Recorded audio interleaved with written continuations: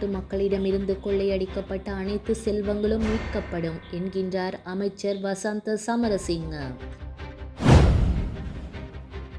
தமிழரசு கட்சிக்குள் சர்ச்சை. கொழும்பு துறைமுகத்தை வந்தடைந்த மற்றுமோர் அமெரிக்க போர்க்கப்பல். விசா இன்றி தங்கியிருந்த 8 வெளிநாட்டவர்கள் கைது. ஹிஸ்புல்லா அமைப்பின் ஊடகப் பிரிவின் தலைவர் பலி. நாட்டு மக்களிடமிருந்து கொள்ளையடிக்கப்பட்ட அனைத்து செல்வங்களையும் மீட்பதற்காக அரசாங்கம் செயற்பட்டு வருவதாக வர்த்தக, வாணிபம் மற்றும் உணவு கட்டுப்பாட்டு கூட்டுறவு அபிவிருத்தி அமைச்சர் வசந்த சமரசிங்க தெரிவித்துள்ளார். புதிய அமைச்சராக பதவி பிரமாணம் செய்து கொண்டதன் பின்னர் ஊடகங்களுக்கு கருத்து தெரிவிக்கும் போதே அவர் இவ்வாறு கூறியுள்ளார். அத்தோடு மக்களின் அனைத்து எதிர்பார்ப்புகளையும் நிறைவேற்ற தயாராக இருப்பதாகவும் அமைச்சர் குறிப்பிட்டுள்ளார். மேலும் மக்களை பிழிந்து எடுத்துக் கொண்டிருக்கும் மாபியாக்களுக்கு இனிமேல் அவர்களின் நடவடிக்கைகளை முன்னெடுக்க முடியாமல் போகும் எனவும் அமைச்சர் வசந்த சமரசிங்க வலியுறுத்தியுள்ளார்.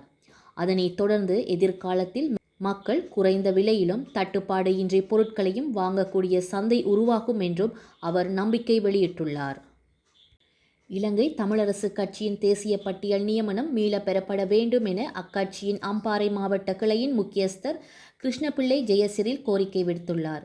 தமது கட்சிக்கு கடந்த தேர்தலில் கிடைக்கப்பெற்ற தேசிய பட்டியல் ஆசனத்தை கட்சியின் பொதுச் செயலாளர் சத்தியலிங்கத்திற்கு கட்சியின் அரசியற்குழு வழங்க முன்வந்தமைக்கு கடும் எதிர்ப்பினை பதிவு செய்துள்ளார்.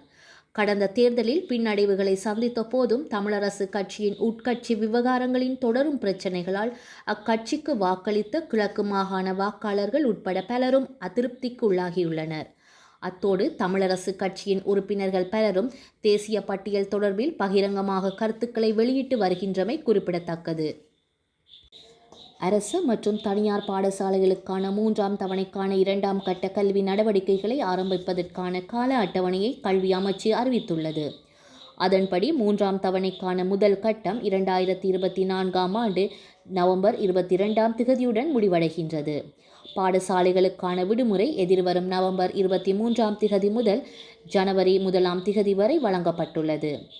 இந்த காலப்பகுதியில் காப்போத்த உயர்தர பரீட்சைகள் இடம்பெறவும் என அமைச்சு குறிப்பிட்டுள்ளது. 3ஆம் தவணைக்கான 2ஆம் கட்ட கல்வி நடவடிக்கைகள் 2025ஆம் ஆண்டு ஜனவரி 2ஆம் திகதி முதல் 17ஆம் திகதி வரை நடத்தப்பட உள்ளது.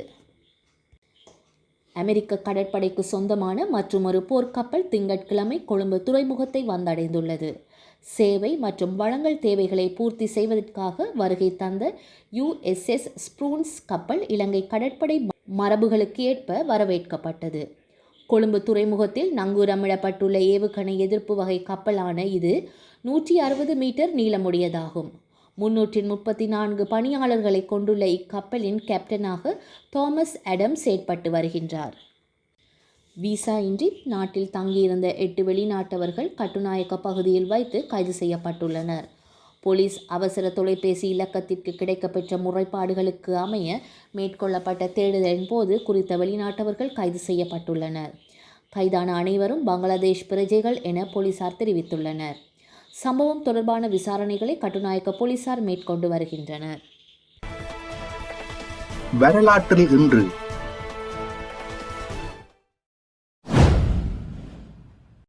1984 இலங்கை இராணுவத்தின் வடமாகாண தளபதி பிரிகேடியர் ஆரிய பெரும யாழ்ப்பாணம் கட்டுவன் என்ற இடத்தில் கண்ணிவெடி தாக்குதலில் கொல்லப்பட்டார்.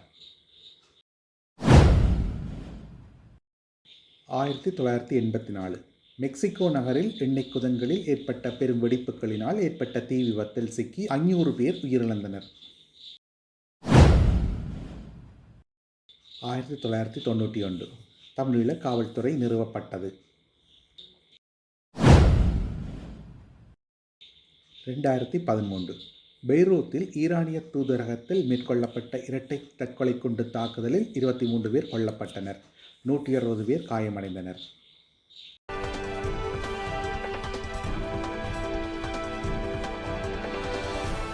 இந்திய விண்வெளி ஆய்வு நிறுவனமான இஸ்ரோ ஆண்டுதோறும் பல செயற்கைக்கோள்களை விண்ணில் ஏவி வருகின்றது.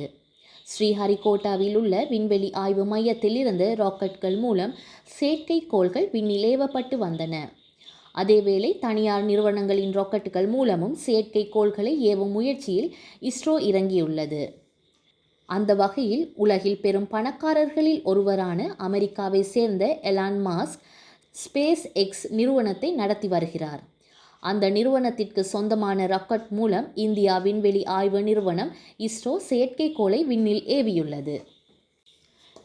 இஸ்ரேல் லெபனான் தலைநகரில் மேற்கொண்ட தாக்குதலில் ஹிஸ்புல்லா அமைப்பின் ஊடக பிரிவின் தலைவர் கொல்லப்பட்டுள்ளார். இஸ்ரேலின் தாக்குதலில் முகமது அபீப் கொல்லப்பட்டதை ஹிஸ்புல்லா அமைப்பு உறுதி செய்துள்ளது.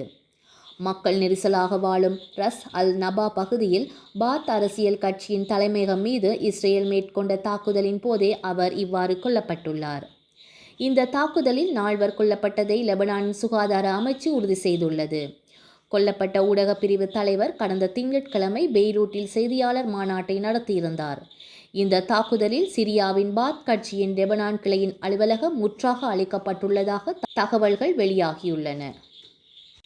தமிழகத்தில் உள்ள அனைத்து ஆரம்ப சுகாதார நிலையங்களிலும் மருத்துவர்கள், செவிலியர்கள் பணியில் இருப்பதை கண்காணிக்கவும், பாதுகாப்பை பலப்படுத்தவும் கண்காணிப்பு கேமராக்கள் பொருத்தும் பணிகள் தற்போது நடைபெற்று வருகின்றன. தமிழகத்தில் 2286 அரசு ஆரம்ப சுகாதார நிலையங்கள் உள்ளன. இங்கு பணியாற்றும் மருத்துவர்களுக்கு 8 மணி முதல் மாலை 4 மணி வரை பணி நேரமாக உள்ளது. அதேபோல் அரை நாள் என்ற அடிப்படையில் எப்போது வேண்டுமானாலும் பணிக்கு வருவது கட்டாயமாக்கப்பட்டுள்ளது. இதற்கு முன்பு இருந்ததை விட பணி நேரம் 1 மணி நேரம் மாற்றி அமைக்கப்பட்டதற்கு அரசு மருத்துவர் சங்கத்தினர் எதிர்ப்பு தெரிவித்து வருகின்றனர். இந்தியா தமிழ்நாட்டில் உணவகங்கள் மற்றும் டீ கடைகளில் பார்சலுக்கு பிளாஸ்டிக் கவர், சில்வர் பேப்பர்களை பயன்படுத்த உணவு பாதுகாப்புத்துறை தடை விதித்துள்ளது.